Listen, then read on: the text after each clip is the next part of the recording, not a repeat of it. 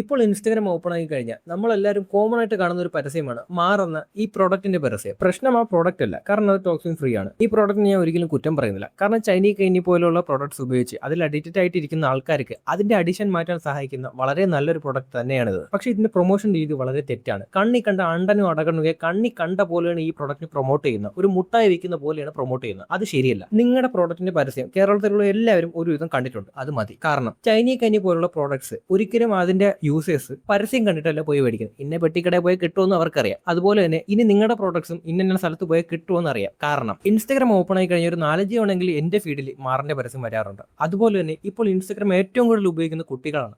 അവരുടെ ഫീഡിലും മാറിന്റെ പരസ്യം വരാൻ വളരെ സാധ്യതയുണ്ട്. ഈ മാറും ചൈനീ കൈനിയും ഏകദേശം രൂപം ഒരുപോലെയാണ്. അപ്പം മാറ് ഉപയോഗിച്ചൊരു വിദ്യാർത്ഥിക്ക് ഭാവിയിൽ പിന്നെ കൂടുതൽ ഉപയോഗിക്കാനുള്ള ഒരു ടെൻഡൻസി എന്തായാലും ഉണ്ടാകും. ശരിയാണ്, വളരെ നല്ല പ്രോഡക്റ്റ് ആണ്, ഹെർബൽ ആണ്, ടോക്സിൻ ഫ്രീ ആണ്, നിക്കോട്ടിൻ ഇല്ല. പക്ഷേ ഭാവി തലമുറയ്ക്ക് വേണ്ടി നിങ്ങളുടെ പ്രൊമോഷൻ കുറയ്ക്കേണ്ടത് അത്യാവശ്യമാണ്.